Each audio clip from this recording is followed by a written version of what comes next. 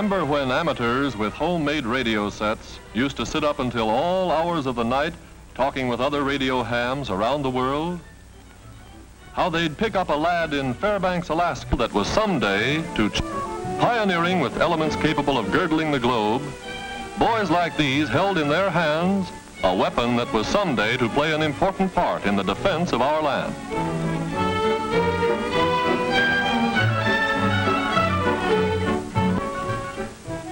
We begin our story on a day in 1943.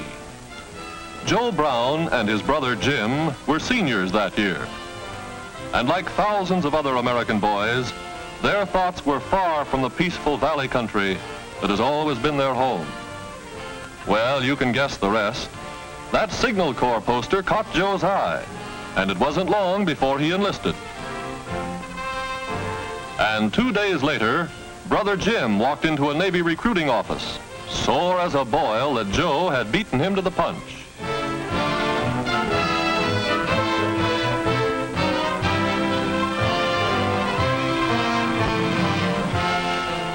Both got their orders to shove off the same day. Naturally, the folks were down to see them leave.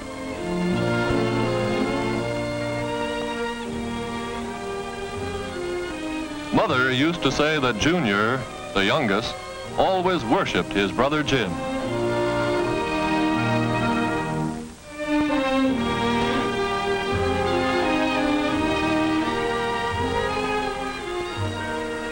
Dad and Mother, of course, were pretty brave about it all.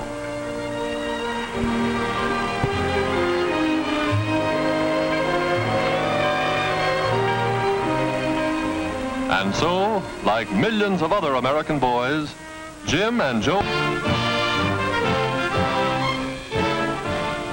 From the drilling they gave the boys those first 2 months, they didn't feel much like letter writing.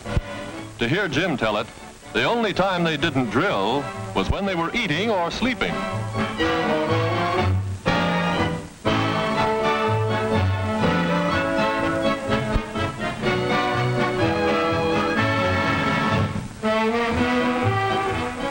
But after the basic training every serviceman has to go through, we got our first real letter from Jim.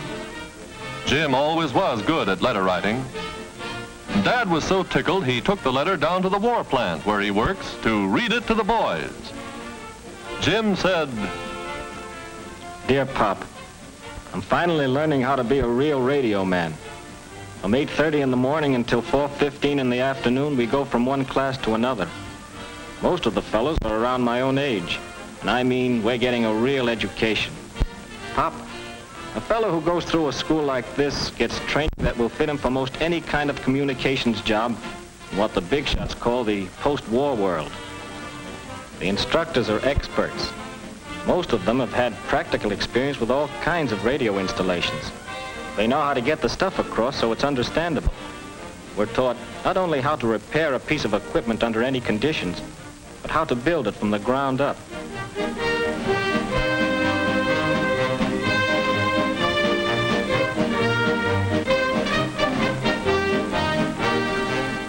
Of course, the big radio manufacturers are working exclusively for the Army and Navy and keep us posted on all the latest improvements. The class in typing and code is what I like best. They shoot the messages slow at first, then speed it up until you're taking 24 words a minute. That's tops. After we learn what makes the darn things tick, we get individual instruction on equipment, just the same as they have aboard ship. Pop, speaking of ships, don't think the Army boys are the only ones using walkie-talkies. We have a course in portable equipment that's just as thorough as they come. Not allowed to tell you just how we use them, but believe me, when the war's over, these sets are going to play a pretty important role in communications. Right now, they have a range of about 5 miles. That's only the beginning. Well, Pop, we're at the end of our 4th month here. The skipper's executive officer came into class today to read off the list of the men who have passed. Honestly, you could have heard a pin drop. Allen, Armitage, Apostopoulos, Bernica, Bernholtz, Blaine. Gosh, I thought he'd never get to my name. And suddenly he said, Jim Brown. Pop, it was the biggest moment of my life. I made it from the classroom to the barracks and nothing flat. Don't laugh. I had a date with a crow. You see, the crow is what Navy men call a rating. Each man keeps his crow under his mattress until he's earned the right to wear it. When the time comes, he can't get the needle and thread out fast enough. That emblem says, "I'm now a radio man, 3rd class." Anytime you see a fellow wearing it, you can bet your boots he knows his stuff. I don't mean that to be bragging, but only the fellows who have gone through a Navy communications school know what it really means to rate it.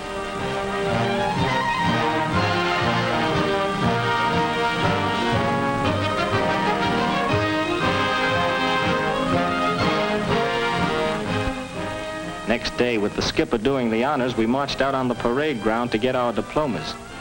I wish you could have been there, Pop, but I know you have a war job, and besides, the government doesn't want people traveling around the country unless they have to.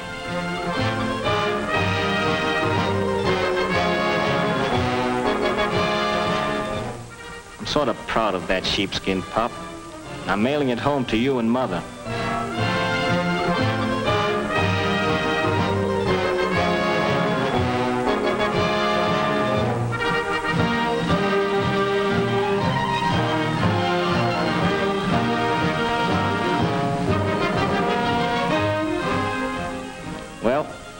Got our orders to shove off today, and I'm all packed. I can't tell you where we're going, but I'm on my way.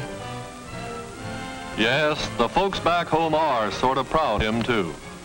It seems that just about the time Jim wrote he'd finished school, Brother Joe wrote that he was leaving for maneuvers.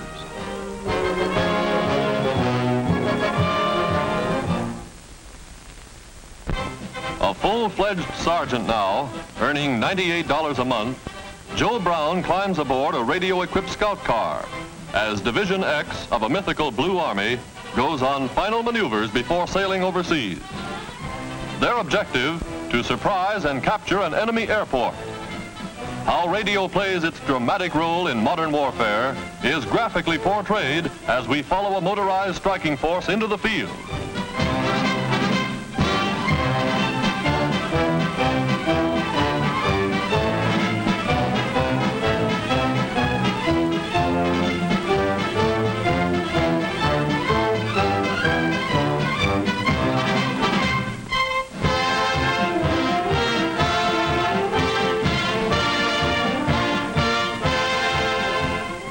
Deploying to scout the enemy's flank, 2 command cars, each armed with a 37mm anti-tank gun, plunge downstream to strike across country. By radio installed in the cars, the patrol is in constant communication with the main force.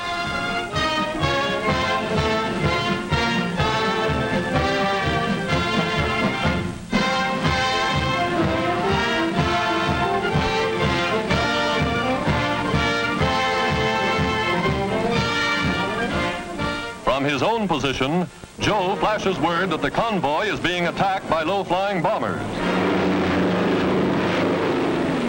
Joe's radio report is relayed to the tank command, and reinforcements roll into action.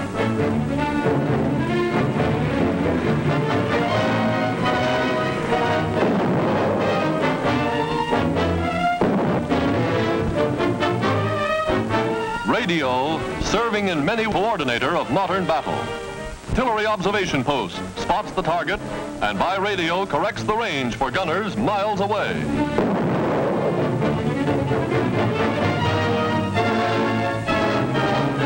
Calling base point, 300 right, 400 short, shell Mach 1. Fuse short, right 40.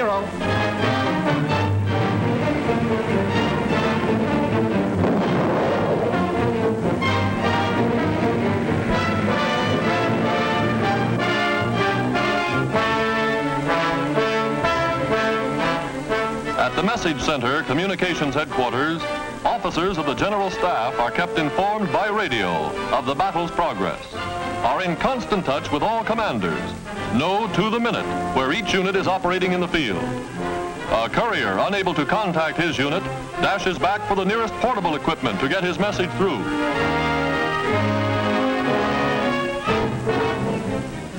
Position K, Barker, Fred, Barrier, Blue, Williams Landing, cover 1. By radio, our sergeant gets the message and contacts a reconnaissance plane scouting the area. Radio, coordinating the action. Radio, making possible combined operations between all branches of the service.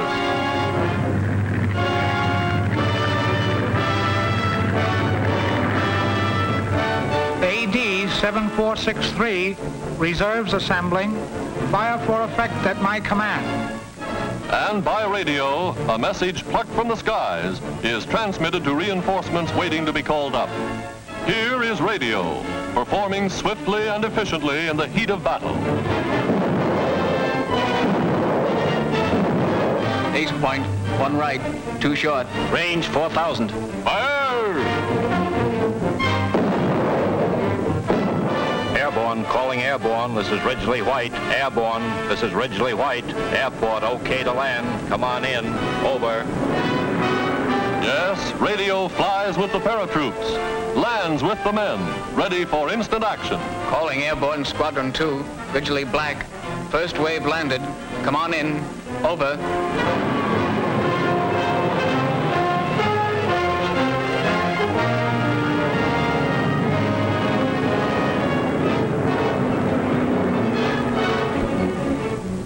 Today, the thousands of Joe Browns and their radios are helping us win the war. The magic of radio bridging space faster than the most powerful plane.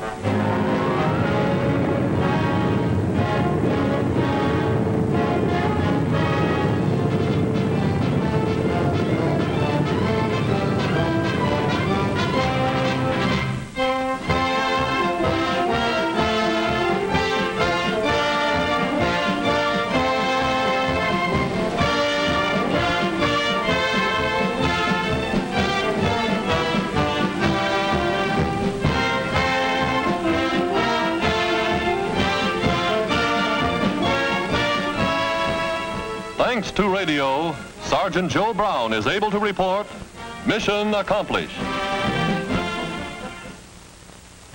Nerve center and pulse of our entire communication system are the great Army and Navy message centers in Washington. Messages to and from the high command, transmitted by voice and by code to our fighting forces in all parts of the world. Navy Department, NSS Headquarters 305. Proceed with operation according to plan. This is Washington, WAR, at H hour -20, execute Plan Z, over. And by radio, by all the means of communication known to man, 100, 1,000 forces begin to move. Supply depots, embarkation points, ships at sea, all ready for H hour -20, execute Plan Z, over. And so, from an unnamed port, troops whose regiment shall also be nameless board a transport that bears only a number. Plan Z is being put into operation.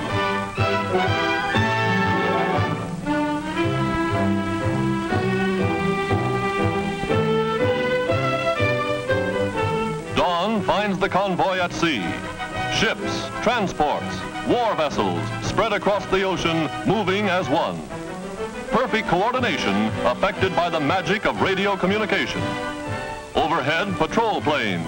The Navy's big PBYs are on guard. Their crews ready to attack a lurking sub or to flash word by radio of the presence of an enemy raider.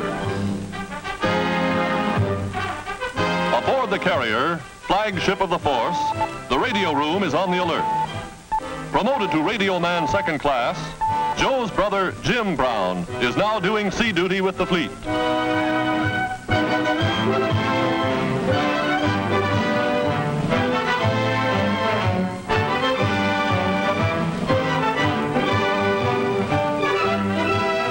Now, steaming boldly into enemy waters, warships clear decks for action.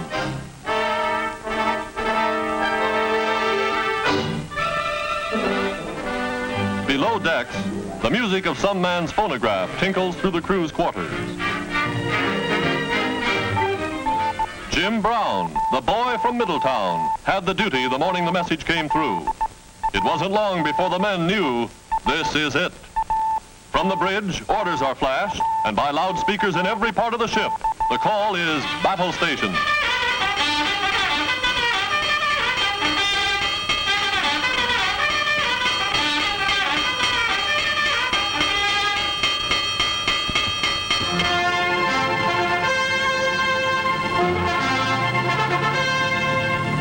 On the flight deck of the flat top, the aerologist gauges the wind.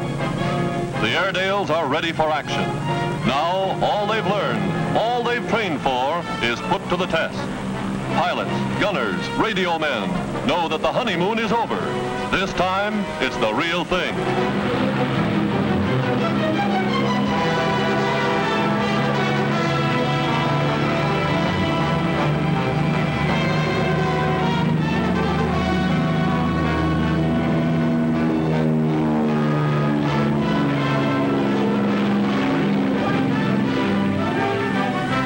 Carrier's batteries swing on target. In the radio room comes final word from the fighter squadrons. Enemy planes attacking in force.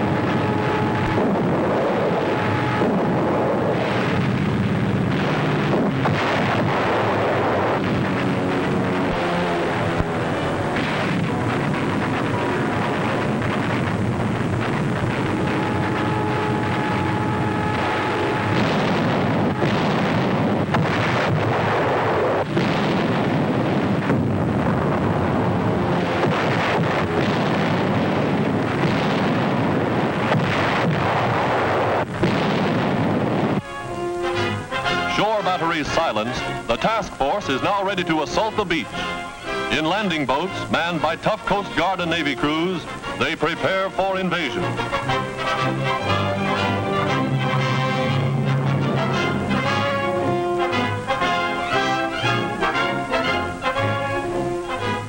Troops trained in amphibious operations swarm ashore. This is the pattern for modern war.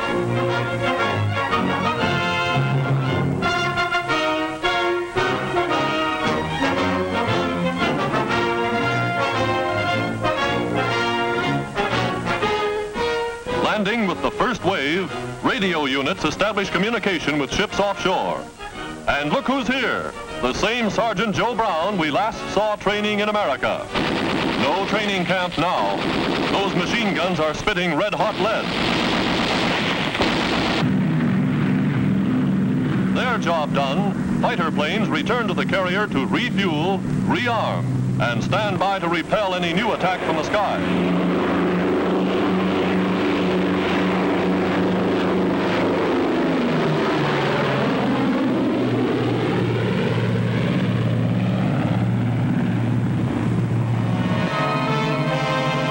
Landing proceeds according to plan. Troop reinforcements, heavy equipment, big guns and amphibious tanks.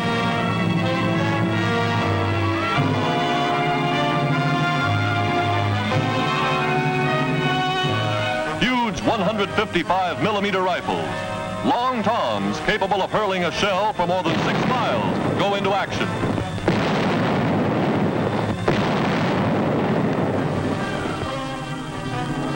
Following in the wake of the artillery barrage, jungle fighters press forward, wiping out snipers and enemy pillboxes one by one.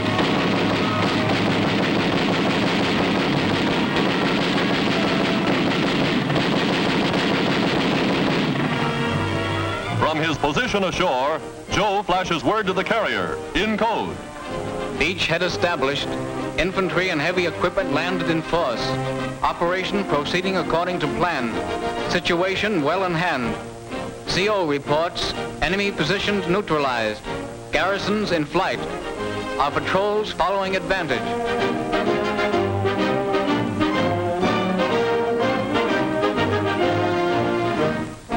Yes, it could happen even in wartime.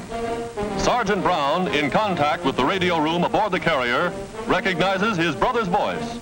Just like the old ham days, reunion by radio, and in the middle of the South Pacific.